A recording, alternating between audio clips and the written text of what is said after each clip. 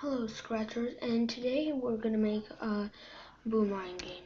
So basically there are gonna be lots of boomerangs flying around, and you're supposed to dodge them. You can control your player by moving forward and backwards and turning. You also have a shield.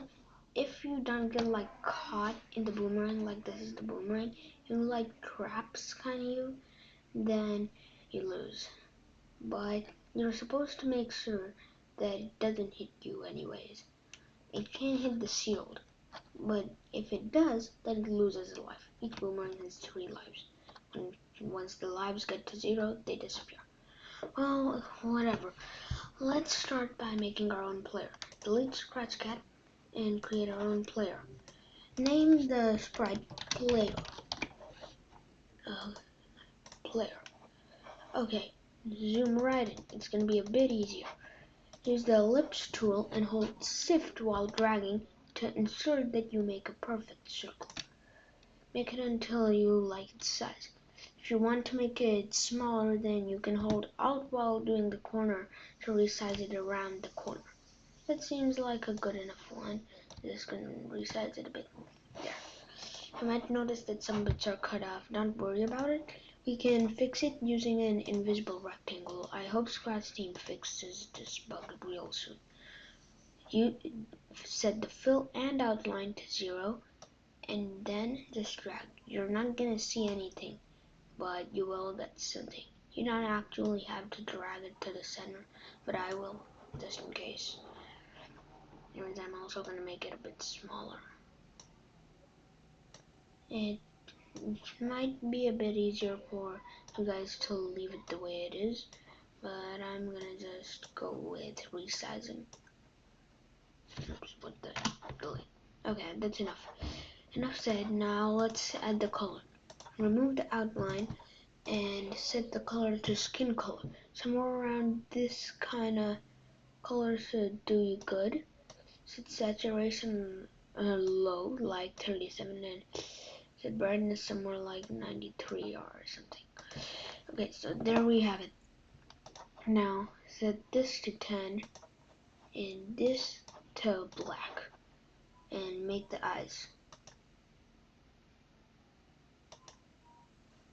Yeah. Also, this looks like a player, but I'm just gonna add some hair. So how to do that? Sorry about this. Okay, copy this, then paste it, and drag it right up here. This is gonna be the hair. Set it to brown. This is because the background is gonna be black, and this is gonna be at the edge. So basically, you're gonna see that your player is cut off. So that won't be good. So set it to something like this. Now use the reshape tool and turn this to point. Oh yeah, this one isn't exactly at the center, but it's good enough. Next, what you're supposed to do is drag this one all the way in until you get this kind of cusp. This is out and out. To fix this, drag this one out here actually, and then turn this pointed. Okay, yeah. Now you see that this has a problem, so just make new nodes and drag them out to make sure that these cover them up. I feel like that might happen. Okay, there we go. Now this is going to be the hair. I'm just going to add some hair, like so. You can turn it to pointed or whatever way you want it. I'm just going to add these in like that, and there we go. The hair. This one's a bit weird, that bit, but don't worry. Anyway, it's small. Okay, there we go. So now we've got our hair and our player. Okay, I'm also gonna name this costume player. I'm not gonna scroll, but I just named it.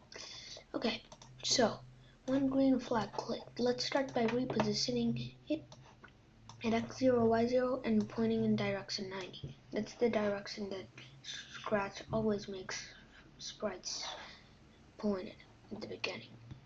Okay, next, make new variable because we want our player to have smooth movement. we're gonna make a variable and call it velocity. And this one's gonna be for the sprite only. You'll see why this is important later. Also, made another one. I'm gonna call this one angular velocity. This is gonna be for the turning, but make this one for all sprites. You'll see why in the second video.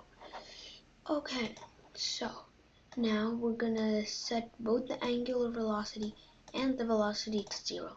You don't want our player turning randomly at the beginning of the game or anything. Okay, next, drag in a forever loop and then make a new block and name it move forward. Add a numeric input of steps. Run without screen refresh. Okay, we'll use this one right away. How do we know how much? Well, look at this. What I'm gonna do is I'm gonna bring out a minus block and then gonna use a up. Look at what this is gonna do. I'm gonna hold my up arrow and this says 1. That's useful. Scratch turns this boolean into a number, which will be very useful. So up arrow key minus down arrow key. Down arrow will be -1 for back movement and up arrow will be +1 for forward movement. Okay, how are we going to do this? First of all, let's make our player accelerate. Okay, so set velocity and change velocity. Okay, change velocity by steps. Not worry, even though this seems a bit small, I'm actually going to drag in a multiplication operator. And let's put in a value of 9.45. Next, what we want to do is accelerate it. So use velocity here and set this to somewhere below 1. The closer the number is to 1, the faster it'll decelerate. I'm going to set this to a nice 0.85.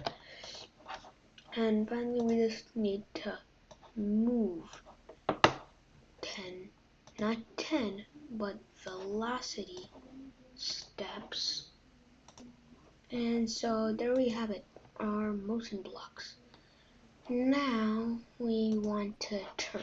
So make another custom block and name it turn with a numeric input of rotation.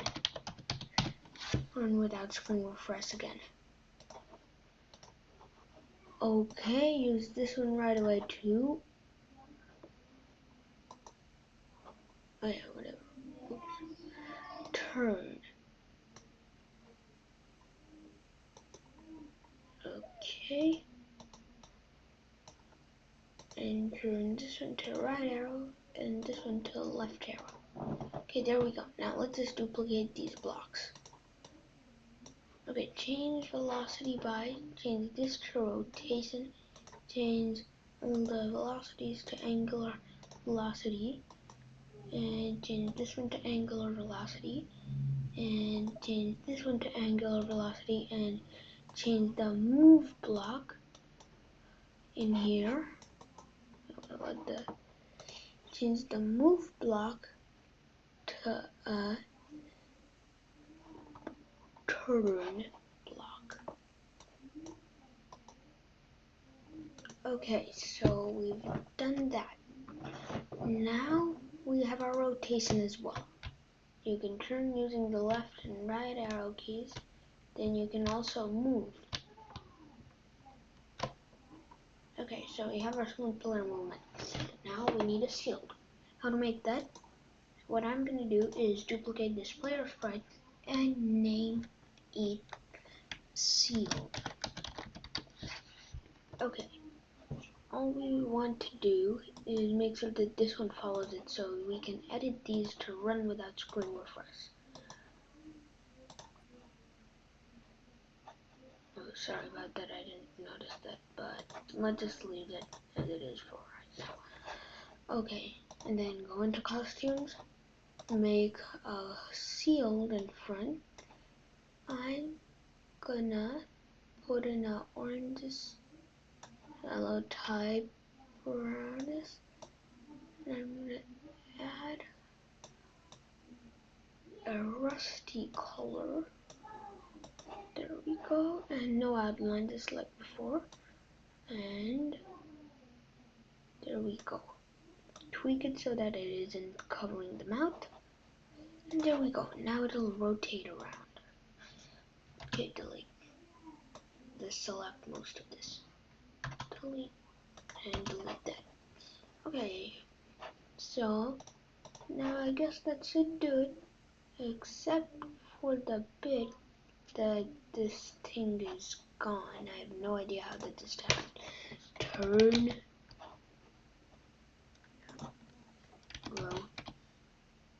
Rotation.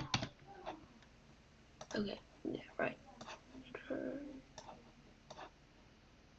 Oh, what the? Why am I just dragging those out? They're literally no use. Change this to this. There we go. You'll be following it, even though it is a bit funky. So, yeah. I think we just better do this. Delete those. Delete this. Delete this. And delete this. Okay. So, forever, I just want to go to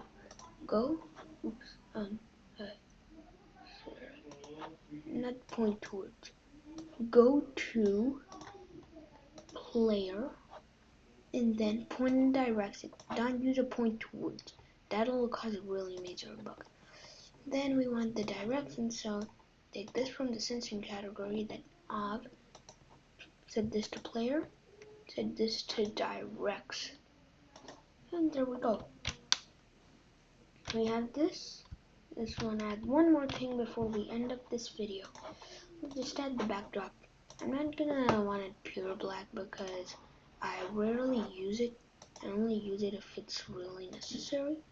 So all I have to do is set the brightness to 2 or something.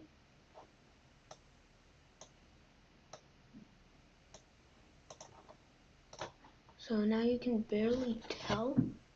This is very, very not far from black. Fill it up. There we go. You can't even tell. And now we also have our player. Remember I told you that you're supposed to make I don't know what this. You aren't supposed to make this black. Reason I'm just gonna duplicate this costume, turn this to pure black, and there you can see your player. It looks like he's cut off. So yeah, that's why.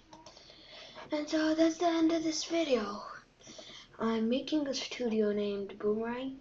If you do make this, please tell me and send me a link, and then I'll add it. Okay, and that's it for now. Bye.